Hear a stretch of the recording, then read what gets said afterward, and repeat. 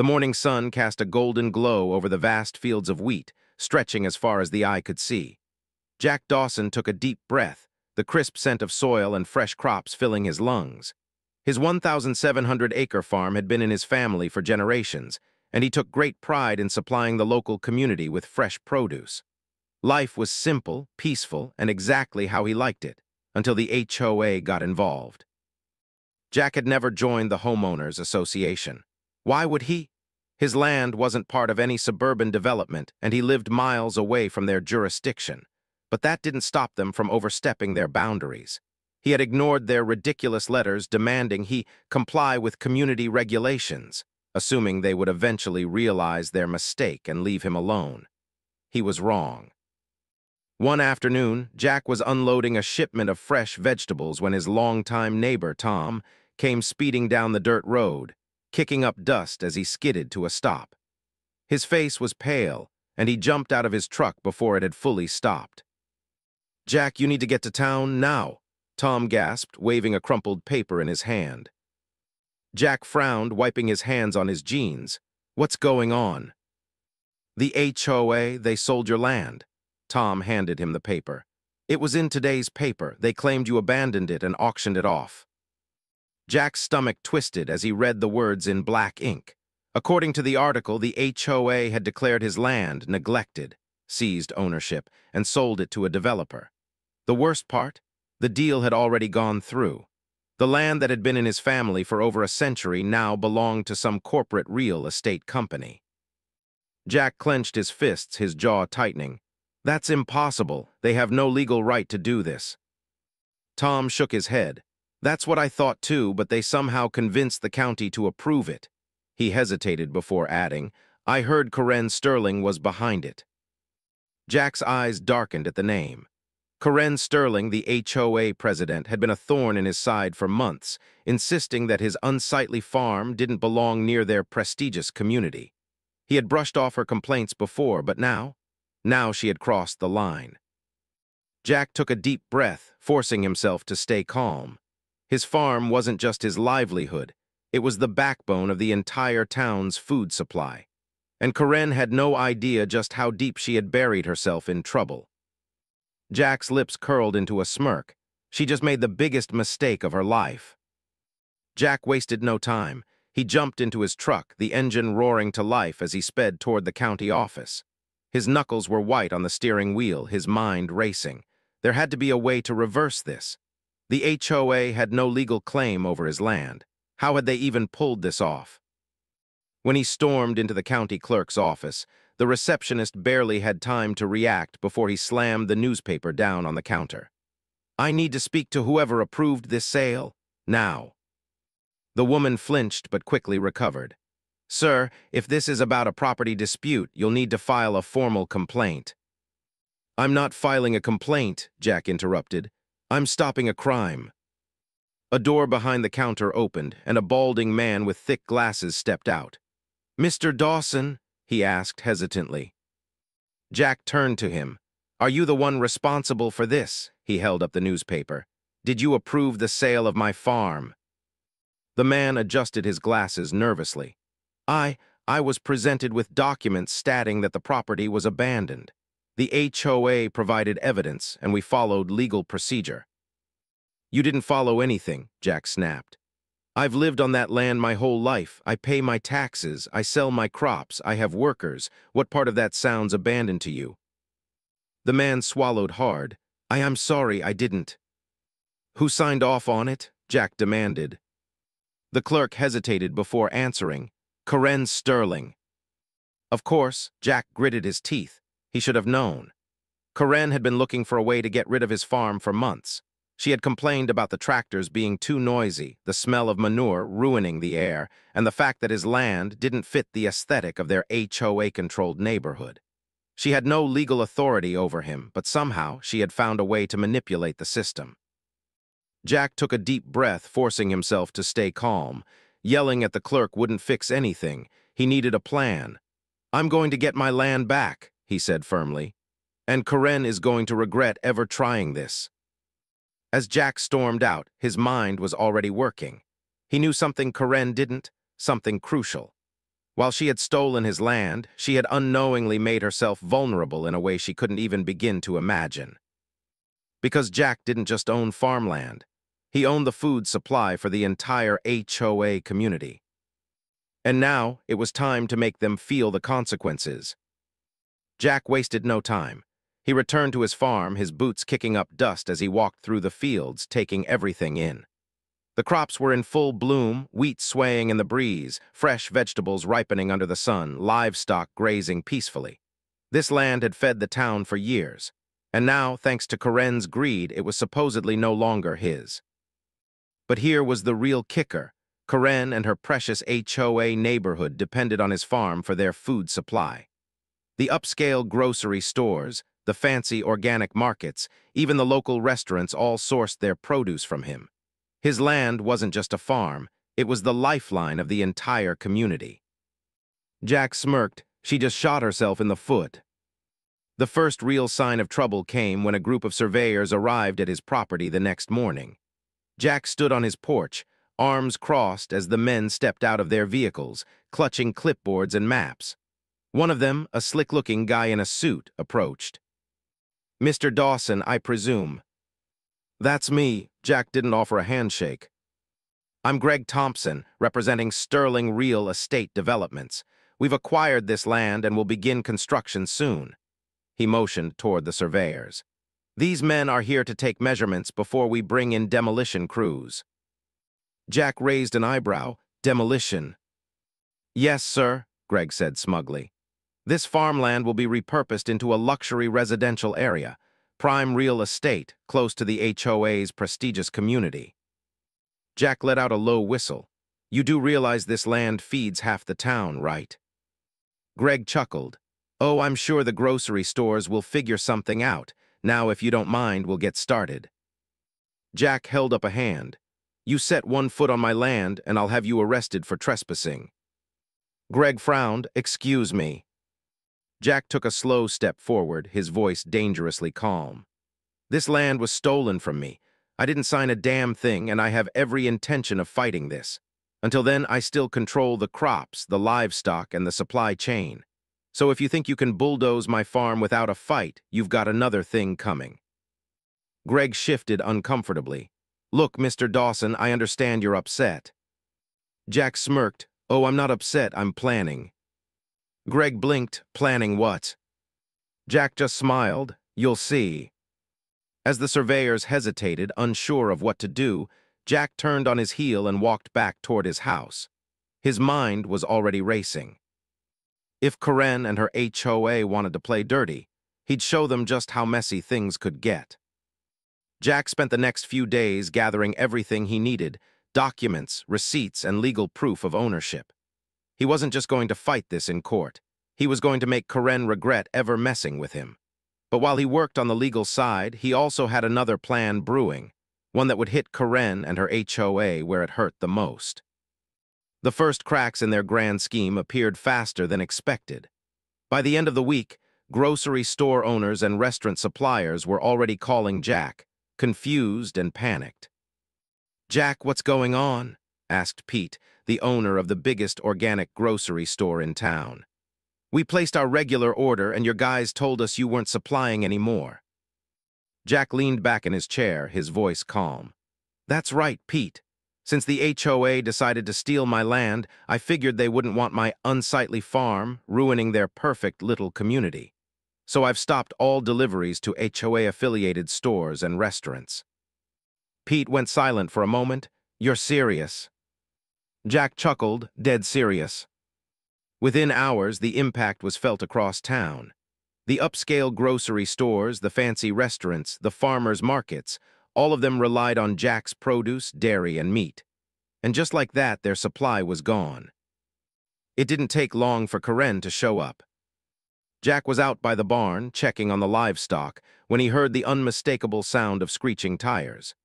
He turned to see Karen Sterling stepping out of a sleek black SUV, her high heels sinking into the dirt driveway. She looked furious, her perfectly styled hair bouncing with each angry step toward him. "Jack Dawson, I demand an explanation," she snapped, waving her manicured hands. Jack smirked. Good morning to you too, Karen. Don't play games with me, she hissed. I've been getting calls all day. The HOA community grocery stores are out of fresh produce, the restaurants are running out of meat, and the farmer's market is empty. What the hell are you doing?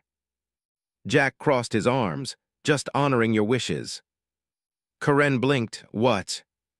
You didn't want my farm near your precious HOA, Jack said, feigning innocence. So I figured you wouldn't want anything that comes from it either. Seems fair, doesn't it? Karen's face turned red. You can't do this. Jack chuckled. Actually, I can. My farm, my choice. Or at least it was my farm until you stole it. But until the courts settle that, I'm well within my rights to refuse service. Karen sputtered, clearly unprepared for this turn of events. But we have contracts with these suppliers. Jack shrugged. And those suppliers have contracts with me. No farm, no food. For the first time, Karen looked genuinely panicked. Jack could see the gears turning in her head. Her perfect little community was built on appearances, wealth, prestige, and exclusivity. But without fresh, high-quality food, those illusions would crumble fast. Jack leaned in slightly. You made a mistake, Karen, and now you're about to feel just how big of a problem you've created for yourself. Karen opened her mouth to argue, but no words came out. She had no response, because deep down she knew he was right. And Jack, he was just getting started. Jack watched Karen storm back to her car, her designer heels clicking furiously against the gravel. She yanked the door open, then hesitated, as if expecting Jack to back down. He simply smiled and tipped his hat. With a frustrated huff, she slammed the door and sped off, leaving behind a cloud of dust. Jack chuckled to himself. She was panicking. Good. Now it was time to set the real trap. He spent the next few days making sure the town felt the full effect of his supply shortage. Grocery stores put up signs reading out of stock, farm supply disruption. Restaurants had to rewrite their menus, eliminating fresh vegetables, dairy, and meats. Prices skyrocketed, and people in the HOA's pristine, gated community were not happy. Jack had overheard complaints at the farmer's market. I had to drive 20 miles just to find fresh eggs. Why is everything in the organic store frozen all of a sudden? Even the local baker was grumbling. Without Jack's flour, my bread tastes like cardboard. But the real cherry on top, the HOA's own food delivery service, the one that catered specifically to their exclusive residents, was crippled. Karen and her board members thrived on appearances, constantly hosting extravagant brunches and cocktail parties.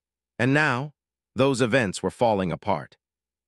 Karen had no choice. She came back. This time, she arrived with two of her HOA board members, stiff-looking men in polo shirts who clearly didn't belong on a farm. They pulled up in a sleek Mercedes, stepping onto Jack's land like they were afraid of getting their shoes dirty. Karen, now trying to appear civil, forced a tight smile. Jack, she said, her voice dripping with strained politeness. Can we talk? Jack leaned against a fence post, wiping his hands on a rag. Depends. You here to return my land? Karen's smile twitched. I wanted to discuss a compromise. Jack smirked. Go on. One of the board members cleared his throat. Mr. Dawson, the HOA would like to offer you a financial settlement in exchange for, let's say, a cooperative agreement. Jack raised an eyebrow. You mean you want me to keep supplying food while you keep my land? The man nodded stiffly. Jack let out a slow whistle. So let me get this straight.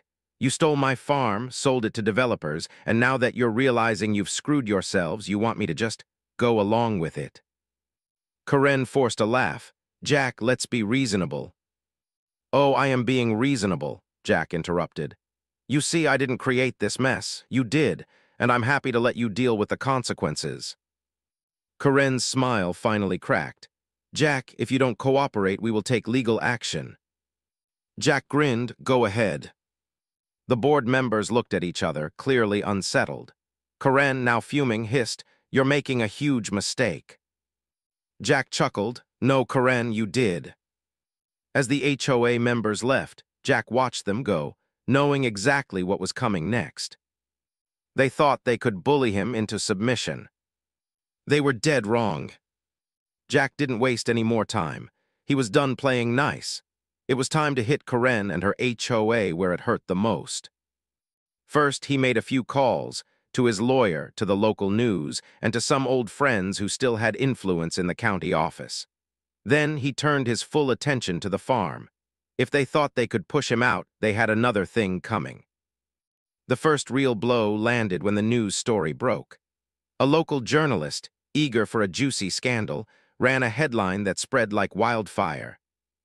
HOA illegally sells family farm, now facing food shortages. The article detailed how Karen and her HOA had fraudulently claimed Jack's land was abandoned, illegally sold it, and were now suffering the consequences as their community ran out of fresh food. The comments section exploded with outrage. How is this even legal? Jack should sue them into the ground. No sympathy for those HOA snobs. They deserve this. By the next morning, Karen's phone was likely ringing off the hook, but Jack wasn't done yet. He had one more trick up his sleeve. That weekend, he hosted a massive farmers' market protest, right in front of the HOA's gated entrance.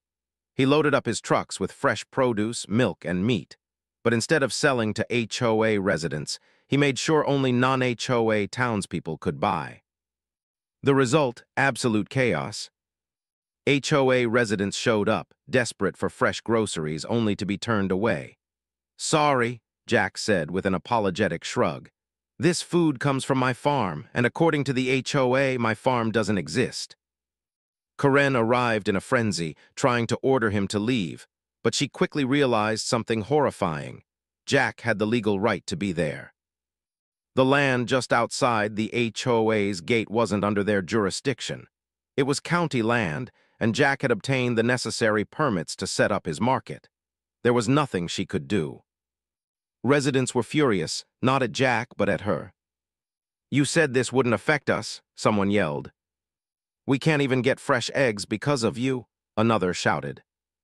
Karen tried to maintain control, but the damage was done. Jack could see it in her eyes. She knew she was losing. And Jack, he was just getting started. Karen stood in front of the angry crowd, her usual smug confidence crumbling as residents bombarded her with complaints. "You told us this land deal was a good thing," one woman snapped, her shopping bag still empty. "We paid premium HOA fees for what? Frozen vegetables and overpriced canned goods," another man growled. Jack leaned casually against his truck, watching Karen sweat. It was a beautiful sight. I didn't know this would happen," Karen stammered, holding up her hands. "We were assured that food supply wouldn't be affected." Jack chuckled loud enough for everyone to hear. "Oh, Karen, you didn't think it would be affected because you never bothered to check where your food comes from." He spread his arms. "Turns out it comes from the unsightly farm you couldn't wait to get rid of." A murmur of agreement rippled through the crowd. One of the HOA board members, a red-faced man in a golf shirt, turned to Karen. "Is this true? You knew our food came from Dawson's farm and still sold it." Karen looked trapped, her eyes darting from the residents to Jack. I thought we could make other arrangements." Jack smirked. "How that going?" The crowd's frustration turned into full-blown outrage. Residents who had once blindly followed Karen were now questioning her leadership. And the best part? It was about to get worse for her. That afternoon, the county clerk's office released an official statement regarding the sale of Jack's farm. Thanks to the news coverage and Jack's legal efforts, a full investigation had been launched into how the HOA managed to fraudulently sell land that wasn't theirs to begin with. By sunset, Karen's phone was likely exploding with calls from angry residents, county officials, and possibly even lawyers. Jack had made sure of it. And the final blow? Jack had already begun working with a legal team to reclaim his land. With the fraudulent sale exposed, the deal was likely going to be overturned. And once it was, Karen and her HOA would be in serious trouble, not just legally, but financially.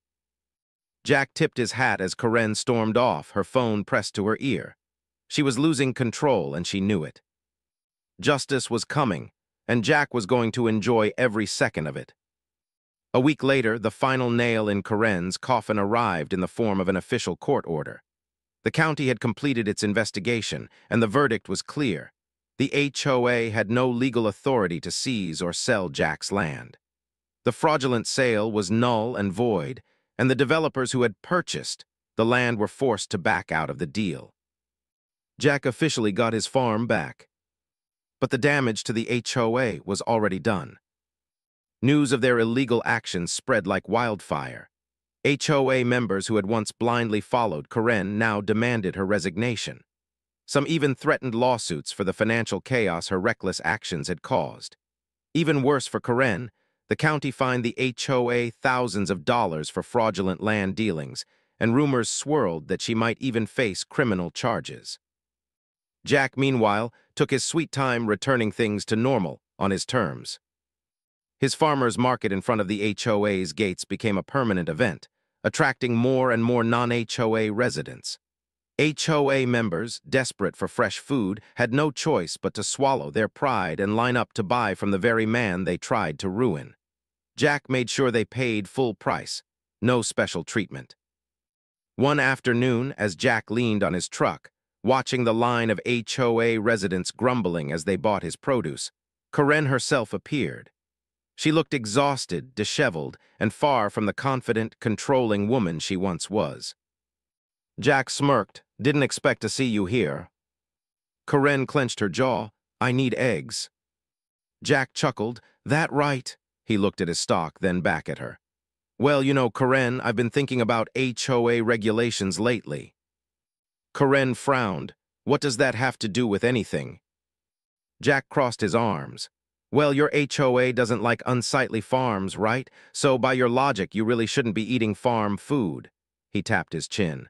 "Maybe I should just refuse service." Corinne's face turned red. "Jack, don't." Jack grinned. "Relax, I'm just messing with you." He handed her a carton of eggs. "That'll be $10. Corinne snatched the eggs and handed over the cash without another word, then walked away as fast as she could, humiliated. Jack watched her go, feeling completely satisfied. He had his land, his business, and his peace of mind back. And Corinne. She had lost everything, including the respect of the very people she had once controlled. Jack chuckled, tipping his hat as he turned back to his farm. Justice had been served.